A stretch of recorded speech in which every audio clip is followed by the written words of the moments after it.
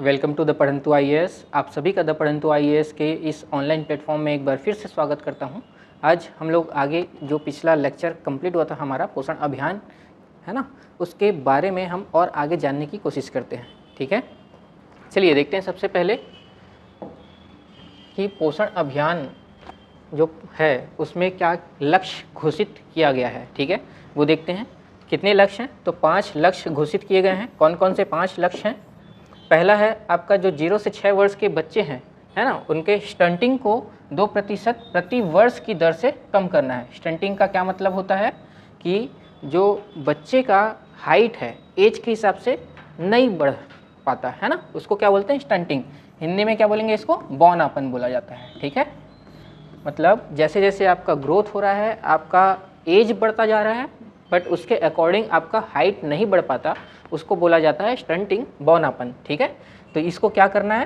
प्रति वर्ष 2% की दर से कम करते जाना है। ये पहला लक्ष्य है किसका? पोषण अभियान का, पोषण 2.0 का। दूसरा लक्ष्य क्या बोलता है? 0 से 6 वर्ष के जो बच्चे हैं उनके पोषण है ना, पोषण ये है कुपोषण है ना, कुपोषण को 2% प्रति वर्ष की दर से हमको क्या करना है? कम करना है। 2% प्रति वर्ष की दर से कम करना है। किसको कम करना है? कुपोषण को। कुपोषण किन वर्ष के बच्चों के में? तो 0 से 6 वर्ष के बच्चों में हमको कुपोषण को 2% प्रति वर्ष की दर से कम करना है। ठीक है, उसके बाद तीसरा क्या बोलता है?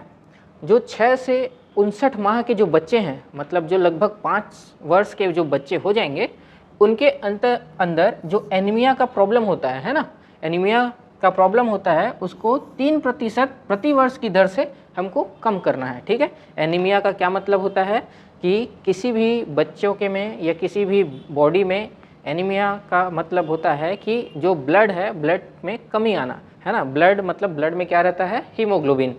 क्या रहता है? हीमोग्लोबिन, जिसको H भी बोला जाता है। ठीक है, हीमोग्लोबिन।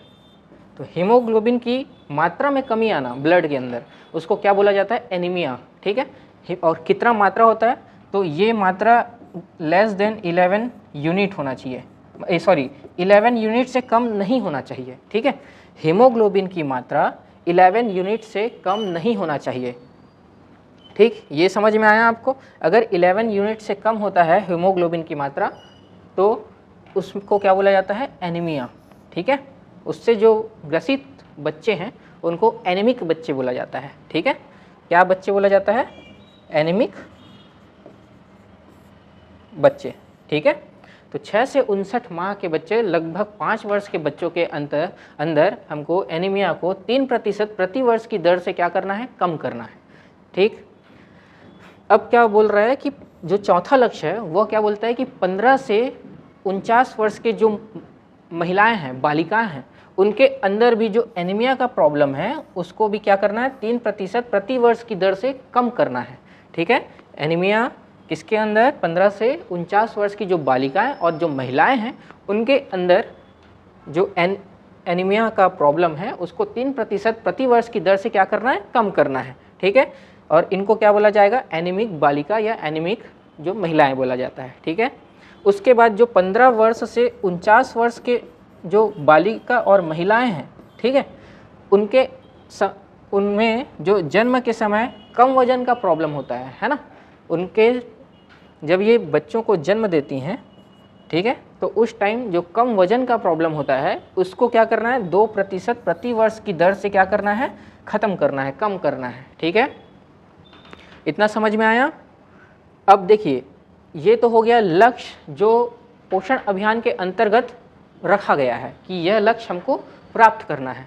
बट जो अभी नेशनल फैमिली हेल्थ सर्वे आया है, ठीक है, नेशनल फैमिली हेल्थ सर्वे, राष्ट्रीय परिवार स्वास्थ्य सर्वेक्षण जो 5वां नंबर का है, कब आया? 2019 से 21 के बीच में आया। इसमें क्या बताया गया है कि इसमें जो इंडिया में जो स्टंटिंग का प्रॉब्लम है 0 से 6 वर्ष के बच्चों के बीच, वो कितना प्रतिशत है?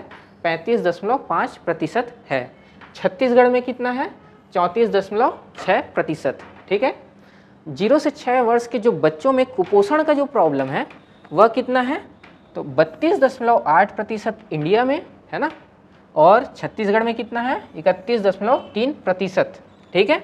अच्छा, ये 0 से 6 वर्ष ये लक्ष्य दिया गया है, बट ये जो रिपोर्ट आया है वह किसके लिए है, ये 5 वर्ष से जो छोटे बच्चे हैं उनके लिए निकाला गया है। ठीक है, तो ये याद रखिएगा, ये 6 वर्ष तक के लिए है, और ये जो नेशनल फैमिली हेल्थ सर्वे जो आया है यह 5 वर्ष तक के बच्चों का डेटा कलेक्शन है। ठीक है, तो ये याद रखिएगा, जो 5 वर्ष से कम एज वाले जो बच्चे हैं उनमें स्टंटिंग का प्रॉब्लम मतलब बौनेपन का प्रॉब्लम इंडिया में कितना है 35.5%, और छत्तीसगढ़ में कितना है 34.6%, और कुपोषण का प्रॉब्लम जो है वो कितना है 32.8% इंडिया, ऑल ओवर इंडिया में, और छत्तीसगढ़ में कितना है 31.3% है। ठीक है, उसके बाद जो 6 से 59 माह के जो बच्चे हैं, मतलब जो 5 साल तक के बच्चे हैं, उनमें एनीमिया का प्रॉब्लम ऑल ओवर इंडिया में। एनीमिया क्या होता है, हीमोग्लोबिन की कमी पाना, शरीर में हीमोग्लोबिन की कमी पाना। हीमोग्लोबिन का यूनिट कितना होना चाहिए शरीर में, 11 यूनिट होना चाहिए। ठीक है, और इसमें इससे कम हुआ मतलब वो एनीमिक पेशेंट रहता है, वो एनीमिक बच्चा, बालिका या महिलाएं होती हैं। ठीक है, तो इसमें कितना एनीमिया कितने लोगों को है, 6 माह से लेके 59 माह के जो बच्चे हैं, मतलब जो 5 वर्ष से नीचे के बच्चे हैं, उनमें एनीमिया कितनों को है, तो 67% लोगों को है। ठीक है, और छत्तीसगढ़ में कितना है 67.2% है। ठीक है, ये पिछले जो नेशनल फैमिली हेल्थ सर्वे जो चौथा आया था 2014-15 में, उससे ये इंक्रीज़ हुआ है। ठीक है, ये याद रखना, ये दोनों डिक्रीज़ हुए हैं और ये दोनों इंक्रीज़ हो गए हैं। ठीक है,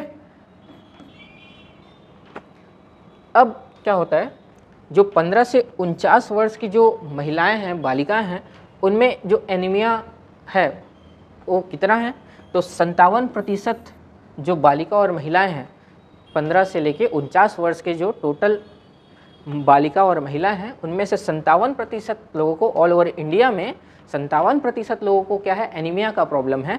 और छत्तीसगढ़ में कितने लोगों को है एनीमिया का प्रॉब्लम, तो 60.8% लोगों को एनीमिया का प्रॉब्लम है। ठीक है, एनीमिया क्या होता है, ब्लड की कमी है ना, हीमोग्लोबिन की कमी, शरीर में हीमोग्लोबिन की कमी का पाया जाना क्या है कहलाता है, एनीमिया कहलाता है। ठीक है, इतना याद हो जाएगा आप लोगों को।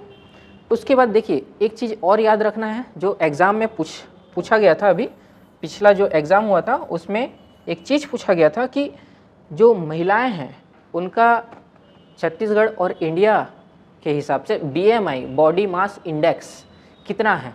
ठीक है, ये पूछा था। तो अभी करेंट के हिसाब से कितना है इंडिया और छत्तीसगढ़ का, क्या बॉडी मास इंडेक्स, ठीक है, कितना है, तो ये अच्छा ये किसके लिए है, 15 से लेके 49 वर्ष के जो बालिका और महिलाएं हैं उनके लिए है।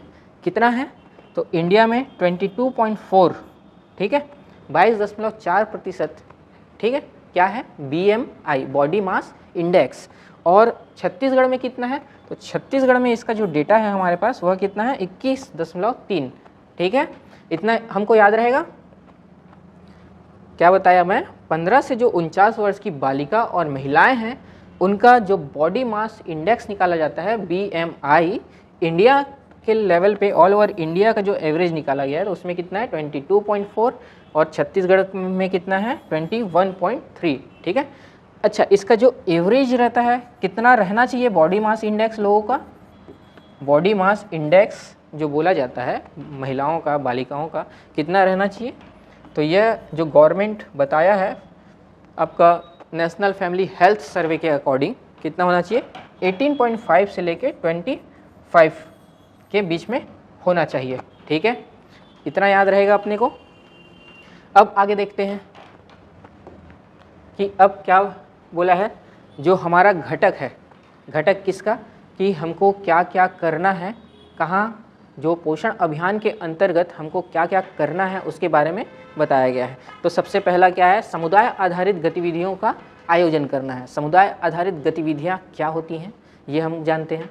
देखिए पहला है हमारा समुदाय आधारित गतिविधियों का आयोजन। इसका मतलब होता है कि मंथ में कम से कम एक बार आप जितने भी जो आंगनबाड़ी केंद्र जो क्षेत्र है, आंगनबाड़ी केंद्र का जो क्षेत्र है उसके अंतर्गत जितने लोग भी आते हैं उनका एक महीने में एक बार क्या है बैठक आयोजित किया जा सके, उनको जो जो गतिविधियां करनी है ना, कुपोषण से बचाने के लिए, हमको बौनापन से बचाने के लिए, एनीमिया से बचाने के लिए, इसके बारे में क्या किया जाता है, जागरूकता अभियान चलाया जाता है। ठीक है, वो एक बैठक होता है, उसमें उन लोगों को जागरूक किया जाता है कि आपको पोषाहार अच्छा लेना चाहिए, आपको अच्छे से बच्चों का पालन बच्चों के स्वास्थ्य, बच्चों के पोषाहार में ध्यान देना चाहिए। जो गर्भवती माताएं रहती हैं, ठीक है, जो धात्री माताएं रहती हैं, जो शिशुवती माताएं हैं, उनके पोषण पे ध्यान देना है, उनके स्वास्थ्य पे ध्यान देना है। ठीक है, ये डिस्कस किया जाता है कहाँ, जब समुदाय आधारित गतिविधियों का आयोजन किया जाता है। कब किया जाता है, तो महीने में एक बार करना है।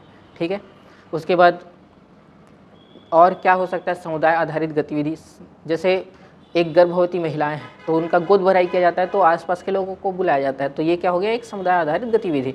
तो जो आपके आंगनबाड़ी कार्यकर्ता हैं उन लोग क्या करते हैं, गोद भराई का कार्यक्रम आयोजित करते हैं। जितनी भी गर्भवती महिलाएं हैं उनका गोद भराई का कार्यक्रम किया जाता है। ठीक है, बच्चों का जो छठी का कार्यक्रम है ना, या बच्चों का जो 6 माह पूर्व 6 माह के बाद जब बच्चों का मुँह जूठा कराया जाता है, उसको क्या बोला जाता है, अन्नप्राशन। ठीक है, क्या बोला जाता है, अन्नप्राशन। क्या बोला मैं, 6 माह के बाद जो बच्चों का मुँह जूठा किया जाता है, मुँह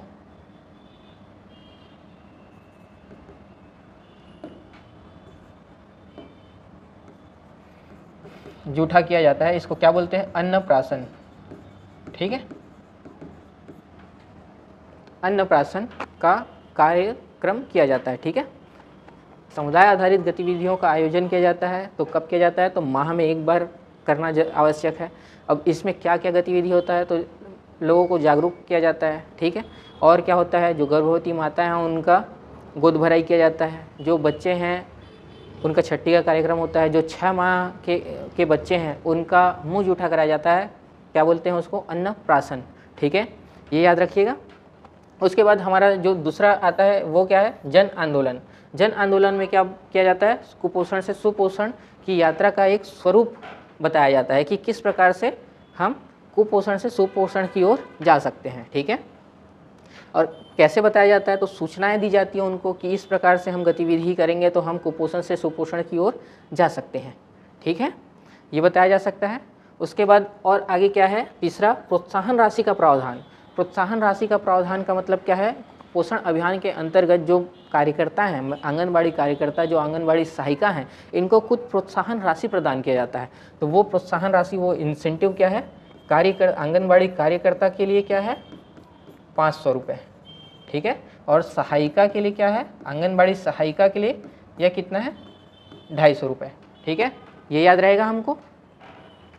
उसके बाद चौथा जो घटक है, चौथा फैक्टर क्या है कि यहाँ पोषण ट्रैकर ऐप के माध्यम से जो विभिन्न गतिविधियाँ की जाती है उसका डाटा एकत्रण किया जाता है। किसके माध्यम से, पोषण ट्रैकर ऐप के माध्यम से। तो ये याद रखिएगा आपको, पोषण ट्रैकर ऐप किसके माध्यम, अगर क्वेश्चन में पूछा जाए किसके माध्यम से ये डाटा का एकत्रण किया जाता है, किस प्रकार का डाटा, तो कितनी आपके आंगनबाड़ी क्षेत्र में कितनी गर्भवती महिलाएं हैं, कितनी धात्री माताएं हैं, कितनी शिशुवती माताएं हैं, कितनी 15 से 19 वर्ष की बालिकाएं हैं, ये सब का डेटा है ना, कितने बच्चे आंगनबाड़ी में शिक्षा के लिए लाभप्रद हैं, है ना, ये सब चीज़ का जो डेटा है, डेटा का एकत्रण है, वह किसके माध्यम से किया जाता है, तो पोषण ट्रैकर ऐप के माध्यम से किया जाता है। ये आपको याद रखने होंगे।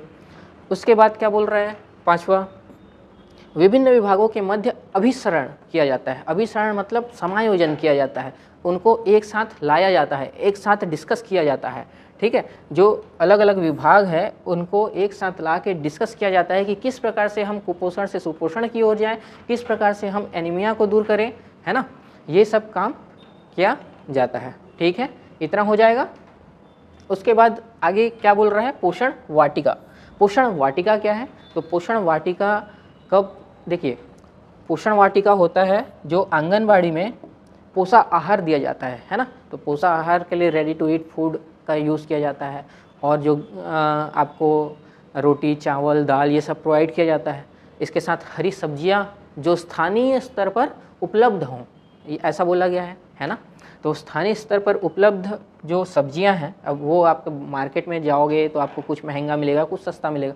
तो पोषण वाटिका क्या है, ये एक बाड़ी टाइप का काम होता है। इसमें जो भी आपको पोषण आहार के लिए जो सब्जियां यूज़ की जाती है उसको यहाँ उगाने का काम किया जाता है पोषण वाटिका में, ठीक है। पोषण वाटिका क्या है, ये आंगनबाड़ी का एक बाड़ी है, वाटिका है, जहाँ पर सब्जियों का उत्पादन किया जाता है, सब्जियां उगाई जाती हैं, ठीक। ये याद हो जाएगा आपको, ठीक। अच्छा, ये पोषण वाटिका जनरली आप देखोगे जो पोषण माह होता है ना, पोषण माह, इसमें पोषण वाटिका का शुभारंभ किया जाता है। जनरली आप देखोगे तो पोषण वाटिका का शुभारंभ जनरली पोषण माह के दौरान किया जाता है किसी भी आंगनबाड़ी में, ठीक है। ये याद हो जाएगा हमको। अब आगे देखते हैं, ये कुछ डेटा है कि किस प्रकार से चरणबद्ध तरीके से हमारा जो छत्तीसगढ़ का गवर्नमेंट है किस प्रकार से आंगनबाड़ी, किस प्रकार से बाल विकास परियोजना का संख्या में बढ़ोतरी हुआ है, ठीक है। किस प्रकार से आंगनबाड़ी केंद्र, जो मिनी आंगनबाड़ी केंद्र, इसमें बढ़ोतरी हुई है, ठीक है। तो ये देखिए, जब छत्तीसगढ़ नहीं बना था, है ना, राज्य के गठन के पूर्व छत्तीसगढ़ जब मध्य प्रदेश का भाग था, तब छत्तीसगढ़ का जो पार्ट था उसमें कितने CDP का मतलब क्या होगा आपका, बाल विकास परियोजना, चाइल्ड डेवलपमेंट प्रोजेक्ट, ठीक है। लिख दो यहाँ पर मैं,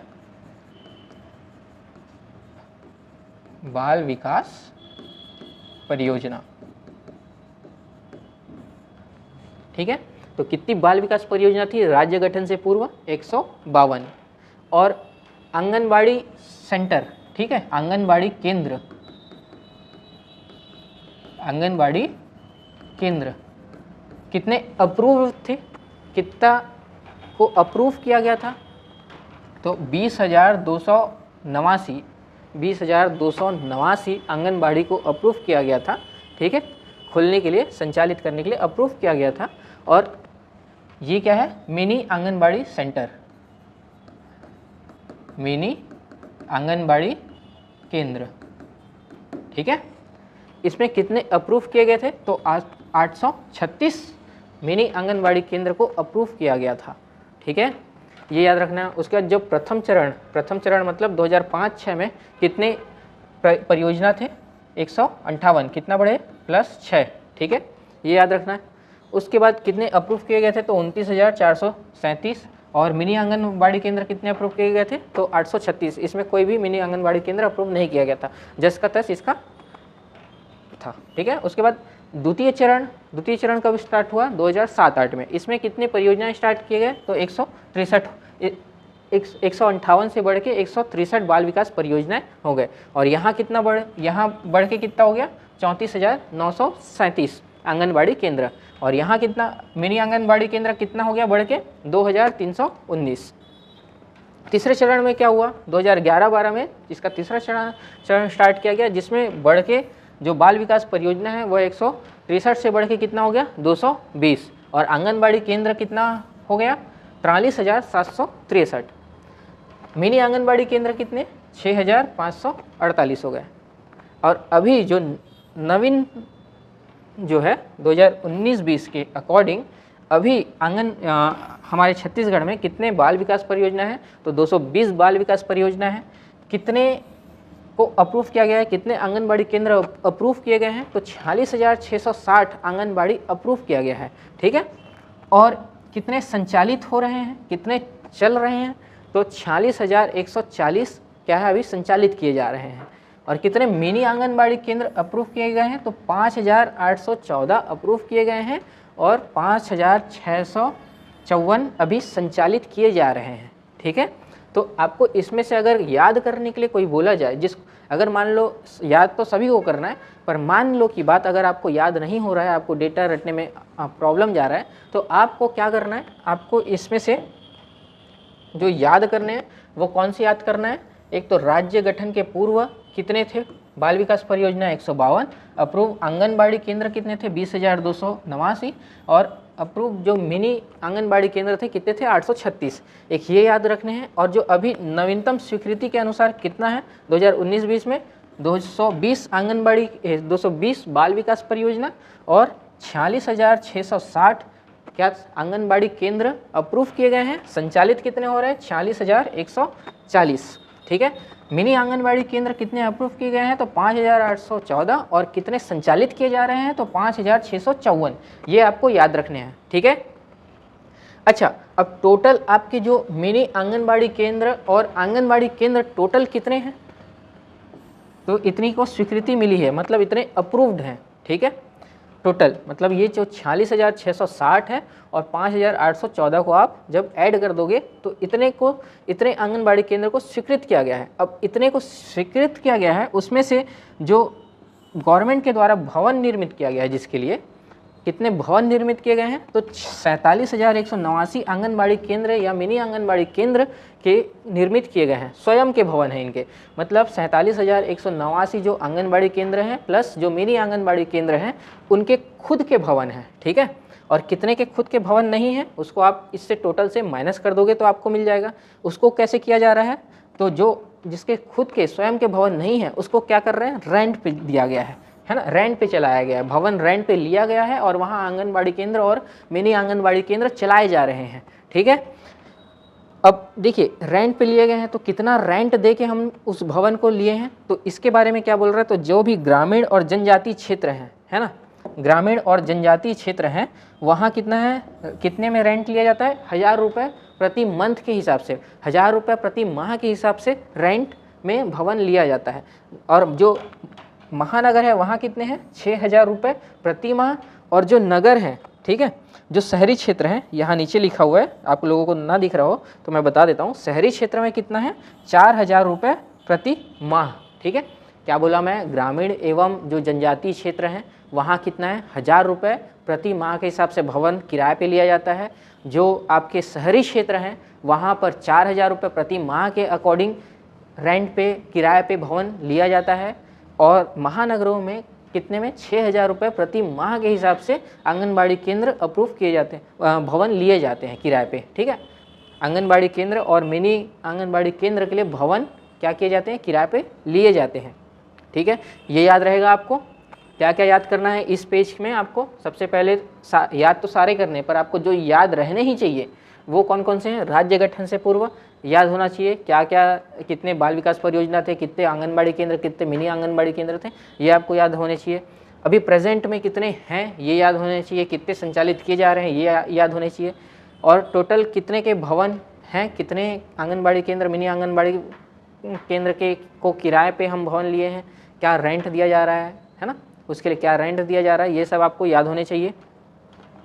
उसके बाद अब आगे देखते हैं कि इन छत्तीसगढ़ में सबसे ज़्यादा जो आंगनबाड़ी केंद्र या मिनी आंगनबाड़ी केंद्र कहाँ स्वीकृत किए गए हैं, कहाँ अप्रूव किए गए हैं और कहाँ कितने संचालित किए जा रहे हैं, ये देख लेते हैं। तो सबसे ज़्यादा आंगनबाड़ी केंद्र है ना, स्वीकृत आंगनबाड़ी केंद्र सबसे ज़्यादा कहाँ है?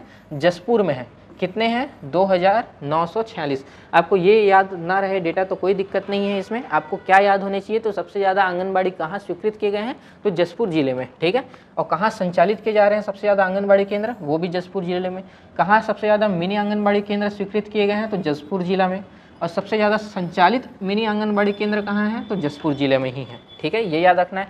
सबसे कम की बात करें तो सबसे कम जो स्वीकृत आंगनबाड़ी केंद्र है वो कहाँ है? नारायणपुर में। सबसे ज़्यादा सबसे कम संचालित कहाँ किया जा रहा है आंगनबाड़ी केंद्र? तो नारायणपुर में। अब यहाँ पर खेल थोड़ा चेंज हो गया। देखिए, जो सर्वाधिक था उसमें तो हर जगह पे जसपुर दिया हुआ है ना, आंगनबाड़ी केंद्र संचालित किए जा रहे हैं या स्वीकृत किए गए हैं, या मिनी आंगनबाड़ी केंद्र संचालित किए जा रहे हैं या स्वीकृत किए गए हैं, उसमें सब में क्या आएगा? जसपुर है ना, सर्वाधिक में। न्यूनतम में आप याद रखिएगा, जो आंगनबाड़ी केंद्र स्वीकृत किए गए हैं और संचालित किए गए हैं वहाँ पर आपको नारायणपुर लेना है। और जो स्वीकृत और संचालित किए जा रहे हैं मिनी आंगनबाड़ी केंद्र वो क्या एरिया होगा? मुंगेली। ठीक है, मुंगेली जिला। और ये जो है ये आपके 33 जिलों के अनुसार है ना। तो आप ये मत सोचिएगा कि ये अपडेटेड नहीं है। ठीक है, ये 33 जिलों के अकॉर्डिंग ही बना हुआ है। ठीक, ये चीज़ मैं आपको बता दिया था कल के लेक्चर में। आंगनबाड़ी केंद्र में दर्ज हितग्राही लगभग 2022-23 के अनुसार कितने हैं? 27 लाख। ठीक है, लाभान्वित कितने लोग हो रहे हैं? तो ये 23,43,000 लोग लाभान्वित हो रहे हैं। ठीक है, ये हुआ। अब आगे देखते हैं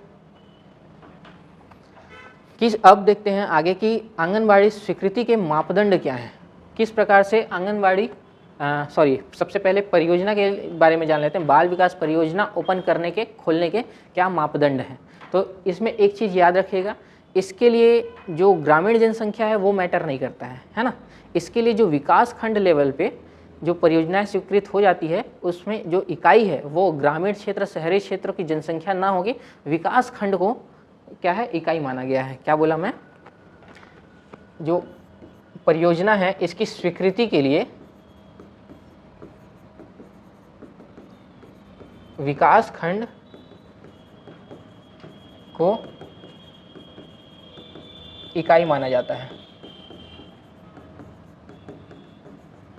ठीक है, पहला चीज। दूसरा इसमें याद रखना है आपको कि विकास खंड के लेवल पे, विकास खंड के स्तर पर क्या है, जब 2 लाख से ज़्यादा जनसंख्या हो जाए, है ना, क्या बोला मैं, विकास खंड के स्तर पर जब 2 लाख से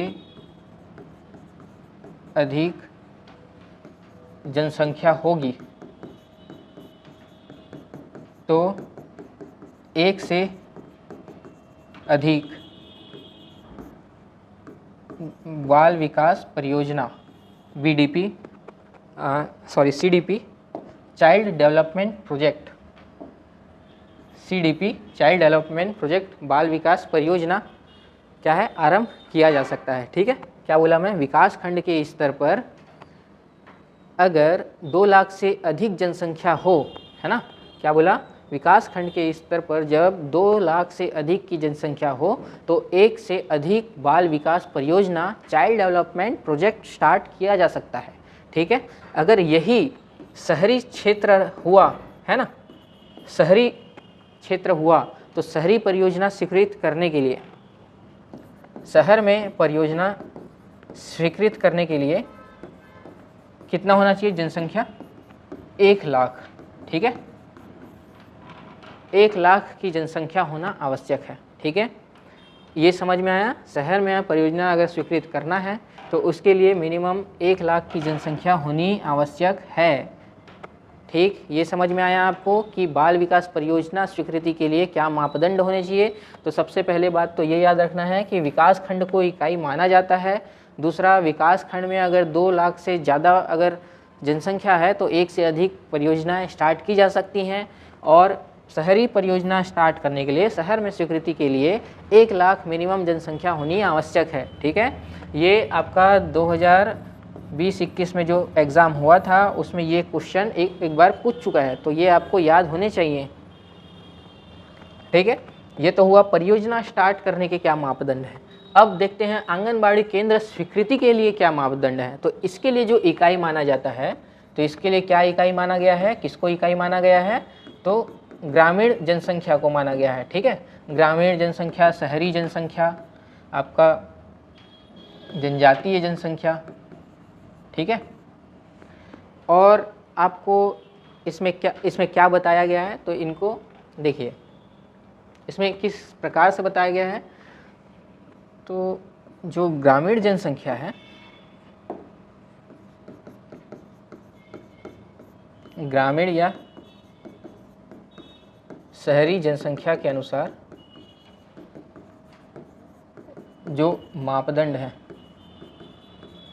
क्या मापदंड है स्वीकृति के लिए, है ना, आंगनबाड़ी स्वीकृति के जो मापदंड है वह क्या है कि 400 से लेके 800 की जो जनसंख्या होगी, है ना, क्या बोला मैं, 400 से 800 की जनसंख्या पर एक आंगनबाड़ी केंद्र क्या है, एक आंगनबाड़ी केंद्र स्वीकृत किए जाते हैं। 400 से 800 की जनसंख्या पर एक आंगनबाड़ी स्वीकृत किए जाते हैं, ये याद रखना है आपको। उसके बाद बोला गया है कि 800 से लेके 1600 की जनसंख्या पे 2 आंगनबाड़ी केंद्र क्या है, स्वीकृत किए जाते हैं। और 1600 से लेकर 2400 की जनसंख्या पे कितने, 3 आंगनबाड़ी केंद्र स्वीकृत किए जाते हैं। ठीक है, ये समझ में आया। अब देखिए 400 से लेके 2400 तक तो हम लोग पहुंच गए, ठीक है। बट यहाँ अगर मान लो 2400 से ज़्यादा रहा ग्रामीण या शहरी जनसंख्या, तो क्या किया जाए।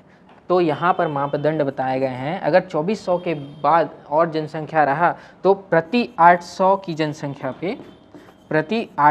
जनसंख्या पे एक आंगनबाड़ी केंद्र बढ़ते जाएंगे, ठीक है, बढ़ाते जाएंगे। मान लो क्या बोला मैं, 2400 के बाद प्रति 800 की जनसंख्या और अगर बढ़ती है तो एक और आंगनबाड़ी केंद्र उसमें इंक्लूड कर दिया जाएगा। जैसे अगर एग्जांपल है तो 2400 से लेके 3200 की जो जनसंख्या होगी तो कितना होगा, वहाँ 4 आंगनबाड़ी केंद्र, क्यों, 3 प्लस 1 और ऐड कर दिया जाएगा। ठीक है, ये याद हो जाएगा। अच्छा देखिए, ये तो मैं बता दिया कि 2400 के बाद आगे अगर बढ़ते जाएंगे तो किस प्रकार आंगनबाड़ी केंद्र बढ़ेंगे। बट यहाँ पर अगर मान लो 400 से कम हो, 400 से कम हो जनसंख्या, तब क्या किया जाए। तब बोला गया है कि 100 से लेके 400 की जो जनसंख्या रहेगी, यहाँ पर एक मिनी आंगनबाड़ी केंद्र ओपन किए जाएंगे। क्या ओपन किए जाएंगे, मिनी आंगनबाड़ी केंद्र ओपन किए जाएंगे। कब, 100 से लेके 400 की जनसंख्या अगर रहेगी तो एक मिनी आंगनबाड़ी केंद्र स्टार्ट किए जाएंगे, स्वीकृत किए जाएंगे। ठीक है, ये याद हो जाएगा हमको। ठीक, और क्या है इसके, और इसमें देखिए, ये तो हुआ हमारा शहरी और ग्रामीण जनसंख्या के अनुसार। मान लो कोई सा गांव ऐसा हुआ जहां जनजातीय क्षेत्र है ना, जो बहुत ज़्यादा जिसका जो अनुकूल वातावरण नहीं हो, है ना, मरुस्थलीय एरिया हो, ठीक है, ऐसा एरिया होगा। जो पहाड़ी क्षेत्र है, जो दुर्गम इलाका है, जहाँ जनसंख्या बहुत कम हो या तो जहाँ पहुँच बहुत कम हो लोगों की, है ना, उस एरिया के लिए क्या मापदंड है वो देखते हैं आगे। ठीक है, ये हो गया, इसको क्लियर कर लेते हैं। देखिए अब उसके लिए क्या बोला है, मैं क्या बताया, कैसे क्षेत्र, जनजातीय क्षेत्र, है ना, जनजातीय क्षेत्र, मरुस्थलीय क्षेत्र, और क्या बोला जा सकता है, दुर्गम इलाका जहाँ पहुँच सुनिश्चित ना हो। ठीक है, तो इस एरिया के हिसाब से कितने आंगनबाड़ी केंद्र कितनी जनसंख्या पे ओपन की जाएगी, इसका मापदंड दिया गया है। तो क्या बोला गया है, 300 से लेके अगर 800 की जनसंख्या हो तो एक आंगनबाड़ी केंद्र ओपन किया जा सकता है। ठीक है, क्या बोला, 300 से लेके 800 की जनसंख्या पे एक आंगनबाड़ी केंद्र किस एरिया में, जनजातीय क्षेत्र, मरुस्थलीय क्षेत्र या दुर्गम इलाका जो हो वहाँ 300 से 800 की जनसंख्या पे एक आंगनबाड़ी केंद्र ओपन किए जा सकते हैं। ठीक है, स्वीकृत किया जा सकता है।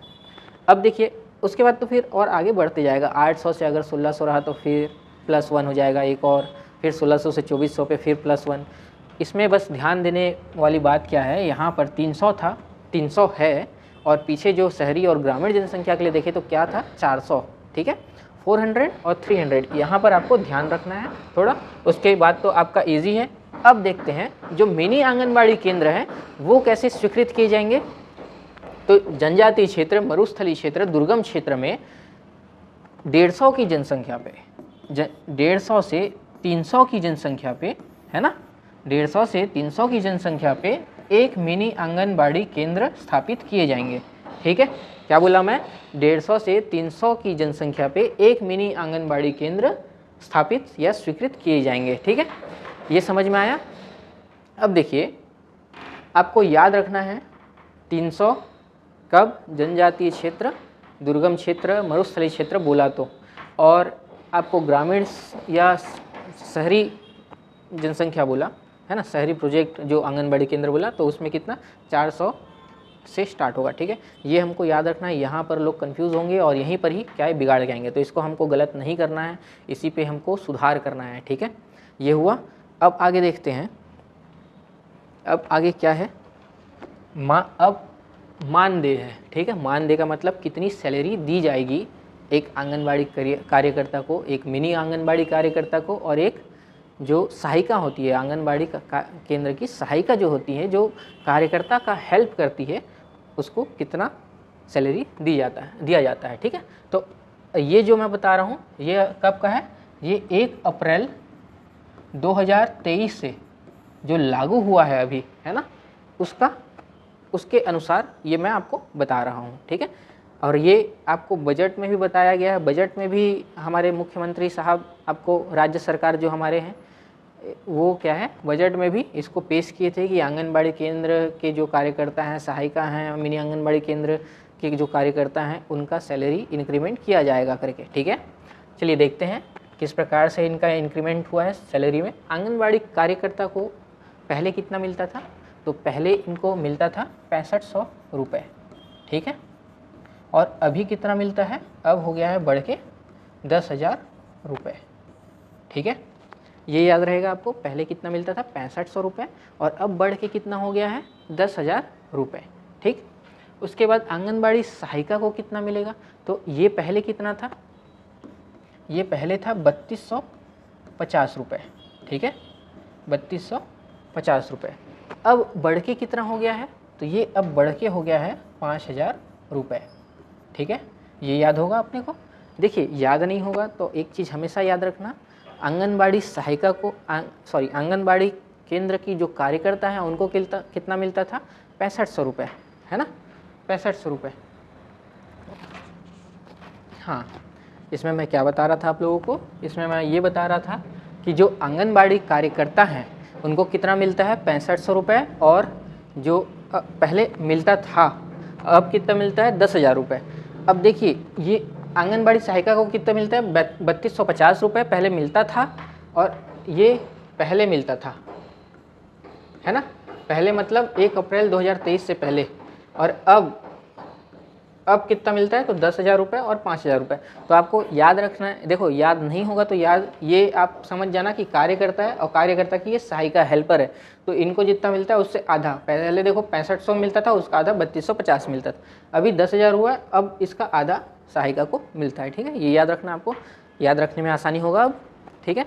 उसके बाद जो मिनी आंगनबाड़ी कार्यकर्ता है इनको पहले कितना मिलता था, तो इनको पहले मिलता था 4500 रुपये, और अब इनको कितना मिलता है 7,550 रुपये। ये तीन याद हो जाएंगे आपको।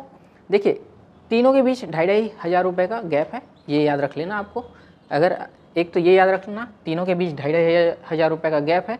सबसे ऊंचा पोस्ट जो है आंगनबाड़ी कार्यकर्ता का, फिर मिनी आंगनबाड़ी कार्यकर्ता का, फिर आंगनबाड़ी सहायिका का, तो 10,000, फिर 2,500 कम, फिर 2,500 कम। बट ये जो सहायिका है ये आंगनबाड़ी केंद्र में कार्यरत है, मतलब एक कार्यकर्ता के आंगनबाड़ी कार्यकर्ता के अंतर्गत कार्यरत हैं, तो इनको जितना मिलेगा जस्ट उसका आधा इनको मिलेगा। ऐसा करके आप कुछ भी अपने सेंस से बना सकते हैं और याद कर सकते हैं, ठीक है, ये हो जाएगा। उसके बाद क्या बोल रहा है, मृत्यु के बाद एक्सग्रेशिया अनुग्रह जो राशि प्रदान की जाती है, यह कितना प्रदान किया जाता है, मृत्यु के बाद कितना प्रदान किया जाता है उनके परिवार वालों को, तो यह बताया गया है कि 50,000 रुपये की अनुग्रह राशि प्रदान की जाती है। कितने, 50,000 रुपये की अनुग्रह राशि प्रदान की जाती है। सेवानिवृत्त होने के बाद जब वो सेवानिवृत्त हो जाते हैं तो कितना सहायता राशि प्रदान किया जाता है, तब कितना सहायता राशि प्रदान किया जाता है। अच्छा, सेवानिवृत्त तो दोनों होंगे, एक तो आंगनबाड़ी कार्यकर्ता भी होंगी और उनकी सहायिका भी हो सकती है कि नहीं। तो कार्यकर्ता को कितना मिलता है, तो कार्यकर्ता को मिलता है 50,000 रुपये की राशि। कब, जब वह अपना कार्यकाल कंप्लीट कर लेती है ना। और सहायिका को कितना मिलता है, सहायिका को जस्ट आधा 25,000 रुपये की राशि, ठीक है। ये याद हो जाएगा आप लोगों को कि क्या क्या मानदेय गवर्नमेंट के द्वारा डिसाइड किया गया है, ठीक है, क्या क्या प्रदान किया जाता है, ये याद हो जाएगा। उसके बाद देखो एक चीज़ हमको जो याद रखना है वह है आपका, अच्छा ये बताइए, सेवानिवृत्त होने पर, ये तो मैं आपको बता दिया सहायता राशि इतना प्रदान किया जाता है, तो सेवानिवृत्त कब होते हैं, उनका कार्यकाल कब खत्म होता है, तो ये याद रखना 62 वर्ष की आयु जब पूर्ण हो जाती है उनकी, ठीक है, किनकी, कार्यकर्ता की या सहायिका की 62 वर्ष की आयु पूर्ण हो जाती है तब वो सेवानिवृत्त हो जाते हैं, ठीक है, ये याद रहेगा हमको। उसके बाद देखना है हमको कि आंगनबाड़ी कार्यकर्ता व पर्यवेक्षक, जो आंगनबाड़ी कार्यकर्ता हैं उनको उनके ऊपर का पोस्ट है पर्यवेक्षक का, ठीक है। ये देखो सबसे नीचे जो पोस्ट है वो कौन सा है? आंगनबाड़ी सहायिका का, ठीक है, आंगनबाड़ी केंद्र की जो सहायिका रहती है उनका। उसके ऊपर का पोस्ट आता है आंगनबाड़ी कार्यकर्ता का। उनके ऊपर जो पोस्ट है वो है क्या? पर्यवेक्षक का, ठीक है, आंगनबाड़ी का जो पर्यवेक्षक है, सुपरवाइजर है, उनका पोस्ट होता है। तो जब इनका प्रमोशन होता है, प्रमोशन के लिए मतलब इनको कार्यकर्ता हैं, उनको पर्यवेक्षक बनना है, उस पद पे जाना है, तो उनको क्या करना है? तो ये बताया गया है यहाँ पर, जो पर्यवेक्षक पद पे, जिसको हम बोलते हैं परिसीमा में सीधी भर्ती, है ना, उसका अवसर प्रदान किया जाता है। जैसे अभी आप लोगों का जो एग्ज़ाम होने वाला है परिसीमा में सीधी भर्ती परीक्षा, है ना, उसमें क्या होता है, जो 50% पोस्ट रहेंगे, है ना, मान लो 300 पोस्ट है तो 300 का कितना? 150%, 300 का 50%, 50% कितना होगा? 150, 150, ठीक। अब ये 150 पोस्ट किन के लिए आरक्षित होंगे? जो महिला आंगनबाड़ी कार्यकर्ता हैं, आंगनबाड़ी केंद्र की जो कार्यकर्ता हैं, उनके लिए 50% पोस्ट क्या है? आरक्षित किए जाते हैं, रखे जाते हैं, ठीक है। किस लिए? ताकि वह उनका प्रमोशन हो पाए पर्यवेक्षक पद के लिए, ठीक। ऐसे आंगनबाड़ी सहायिका, जो आंगनबाड़ी सहायिका है, उनको कार्यकर्ता के पद पे जाना है, तो उनके लिए क्या होता है? जो हमारा अभी पेपर हो रहा है कार्यकर्ता बनने के लिए भी, है ना, तो उसमें 25% पदों पे क्या है? रिजर्वेशन दिया जाता है, आरक्षण प्रदान किया जाता है, ठीक है। तो जो ये सहायिका हैं, 25% पदों के लिए 25% पोस्ट उनके लिए क्या है? आरक्षित रखे जाते हैं, ठीक है, ताकि वह आंगनबाड़ी कार्यकर्ता के पोस्ट में उनका प्रमोशन हो पाए, ठीक है। ये याद हो जाएगा हमको। अच्छा, इसमें एक चीज़ ये याद रखना है कि इनको डायरेक्ट, मान लो कि बात अभी आंगनबाड़ी जो सहायिका है, इनको 1 साल ही हो रहा है, ठीक है, 1 साल ही हुआ है बने, आंगनबाड़ी सहायिका बने, तो क्या होता है, 1 वर्ष की सेवा अवधि जब पूर्ण हो जाती है तो इनको केवल 6 अंक ही प्रदान किए जाते हैं। ये रिजर्वेशन, ये आरक्षण उनको नहीं दिया जाता, ठीक है। जिनका 1 वर्ष का सेवा अवधि ही पूर्ण हुआ हो, उनको केवल 6 अंक ही प्रदान किए जाते हैं, ठीक है। ये रिजर्वेशन, आरक्षित पद में इनका भर्ती नहीं होता, ठीक है। तो ये आरक्षण और ये पद किनके लिए आरक्षित है फिर? तो जो आंगनबाड़ी सहायिका या जो आंगनबाड़ी कार्यकर्ता हैं, जो 10 वर्ष तक, क्या 10 वर्ष का एक्सपीरियंस हो चुका हो, जो 10 वर्ष तक अपना सर्विस कंप्लीट कर चुके हों, 10 वर्ष की सर्विस कंप्लीट कर चुके हों, है ना, उनके लिए ही वह 50% पद आरक्षित रहते हैं और 25% पद आरक्षित रखे जाते हैं। क्या बोला मैं? 10 वर्षों तक जो सेवाएं प्रदान कर चुके हों, ठीक है, उनके लिए ही ये 50% पद और 25% पद आरक्षित किए जाते हैं, ठीक है। और जो 10 वर्ष का जिनके पास अनुभव ना हो, जो 1 साल का ही है, वो क्या होगा? उसके लिए केवल 6 अंक ही प्रदान किए जाते हैं, ये याद रखना, ठीक है। इतना समझ में आया? अब आपको मैं कुछ फैक्ट बता देता हूँ जो आपके एग्ज़ाम के लिए बहुत इम्पॉर्टेंट है। उसके बाद आज का क्लास यहाँ पे कंप्लीट करेंगे और नेक्स्ट क्लास में इसके आगे का पोर्शन देखेंगे, ठीक है। तो क्या है जो फैक्ट चीज़ है, मैं आपको बता दे रहा हूँ। देखिए, बीच में क्वेश्चन पूछा हुआ था कि कितने छत्तीसगढ़ सरकार के द्वारा निर्मित बाल गृह संचालित किए जा रहे हैं, है ना, ये एक क्वेश्चन पूछा हुआ था पिछले साल के पेपर में। तो आपको एटलीस्ट ये फैक्ट चीज़ें पता होना चाहिए। तो मैं आपको ये फैक्ट चीज़ें बता दे रहा हूँ। उसके बाद आज की क्लास कंप्लीट यहाँ पर एंड कर देंगे और फिर नेक्स्ट क्लास में आगे का पढ़ेंगे, ठीक है। तो ये याद रखना आपको, क्या क्या याद रखने हैं? प्रदेश में संचालित नारी निकेतन कितने हैं, ठीक है। प्रदेश में संचालित नारी निकेतन कितने हैं? तो टोटल इनकी संख्या कितनी है? 3, ये याद रखना है। उसके बाद क्या बोल रहा है? प्रदेश में संचालित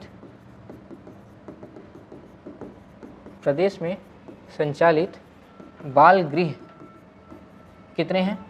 तो ये याद रखना, प्रदेश में जो संचालित बाल गृह हैं टोटल कितने हैं? टोटल हैं 43, ठीक है, टोटल 43 हैं।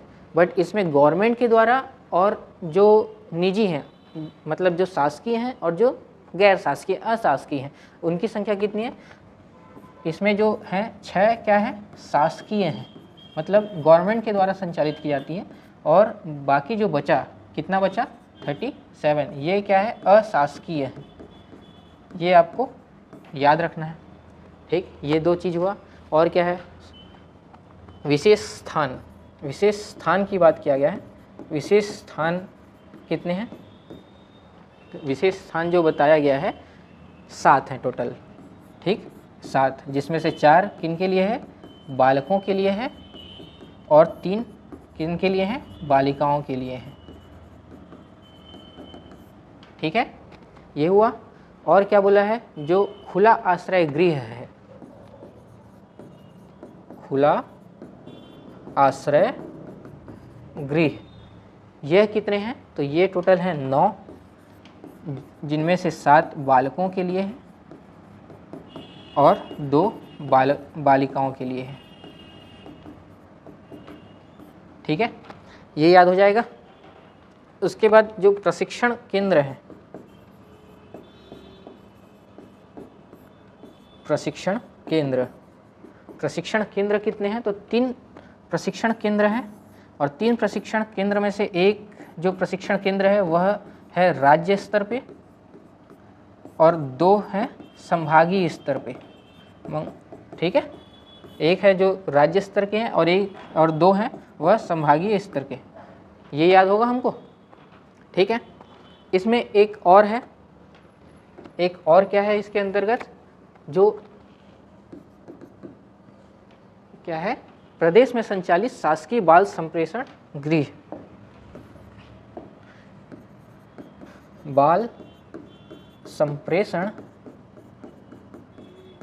गृह, ये कितने हैं? तो ये टोटल है 14, जिसमें से 11 बालकों के लिए है और 3 बालिकाओं के लिए, ठीक है। तो इतने फैक्ट चीज़ें हैं। इसमें से एक जो बाल गृह का है वो क्वेश्चन में आ चुका है कि कितने शासकीय बाल गृह प्रदेश में संचालित किए जा रहे हैं। तो आपके ऑप्शन, आपका जो ऑप्शन था 6, 7, 8, 9 ऐसा था, जिसमें हमको सही टिक करना था। इसीलिए मैं ये सारा डिटेल आपको दे दिया हूँ। अब आप इसको अच्छे से एक बार समझ लीजिएगा, याद कर लीजिएगा, और इसको फिर गलत मत करिएगा। ये आपके जो सिलेक्शन प्रोसेस का बहुत महत्वपूर्ण क्या है? हिस्सा है, ठीक है। एक एक नंबर से लोग 100 रैंक पीछे हो जाते हैं, तो आपको ये सारी फैक्ट चीज़ें याद करनी होंगी, ताकि आप एग्ज़ाम में क्या है, परीक्षा में अच्छा परफॉर्म कर पाएँ, ठीक है। क्या क्या मैं बताया हूँ? नारी निकेतन बताया हूँ। प्रदेश में संचालित नारी निकेतन कितने हैं? तो टोटल 3 हैं। और बाल गृह के बारे में बताया हूँ, तो बाल गृह कितने हैं टोटल? तो 43 हैं। 43 में कितने? 6 शासकीय हैं और 37 अशासकीय हैं। और क्या बताया? बाल संप्रेषण गृह कितने बताया? 14। 14 में से 11 बालकों के लिए है और 3 बालिकाओं के लिए है। विशेष गृह कितने हैं? तो टोटल 7 हैं, 4 बालकों के लिए और 3 बालिकाओं के लिए। सुरक्षित स्थान कितने हैं? तो सुरक्षित स्थान 5 हैं, ठीक। और क्या बताया? और खुला आश्रय गृह है ना, खुला आश्रय गृह कितना है? 9, जिसमें से 7 बालकों के लिए और 2 बालिकाओं के लिए। प्रशिक्षण केंद्र कितने हैं? तो प्रशिक्षण केंद्र 3 हैं, एक है आपका राज्य स्तर पे और 2 है संभागीय स्तर पे, ठीक है। इतना याद रहेगा।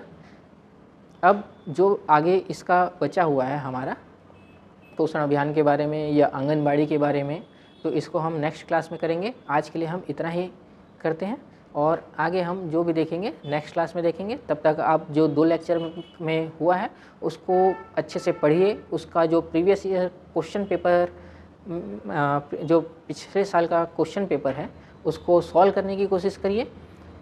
जो भी मैं पढ़ाया हूँ इससे आए हुए क्वेश्चन आपके बन सकते हैं, बन जाएंगे, और कुछ क्वेश्चन आप बना के ट्राई करिएगा, है ना। इधर उधर के कोचिंग के नोट्स या मार्केट में बहुत सारे MCQs इसके प्रोवाइड हो जाएंगे आपको, उसको सॉल्व करने की कोशिश करिए। और अगर नहीं हो पा रहा है आपसे, तो जब हमारा कंप्लीट हो जाएगा ये टॉपिक, उसके बाद हम लोग क्या करेंगे, इसके MCQ कर लेंगे, है ना, 20-30 MCQ कर लेंगे ताकि हमारा एक रिवीजन हो जाए अच्छे से, ठीक है। तब तक आप लोग जो 2 लेक्चर अभी कंप्लीट हुआ है उसको अच्छे से पढ़िए और उसका रिवीजन कीजिए, याद करने की कोशिश करें, ठीक है। चलिए आज में इतना ही, थैंक यू।